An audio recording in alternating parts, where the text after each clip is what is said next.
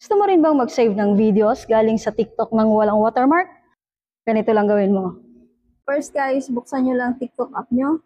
And then profile. Namili ka na dyan ng mga videos mo na gusto mong i-save. Halimbawa na lang ito. Then, click mo yung tatlong dot para makita mo yung copy link. Nilabas ka sa TikTok. Punta ka sa Chrome. Type mo lang yung Snaptik.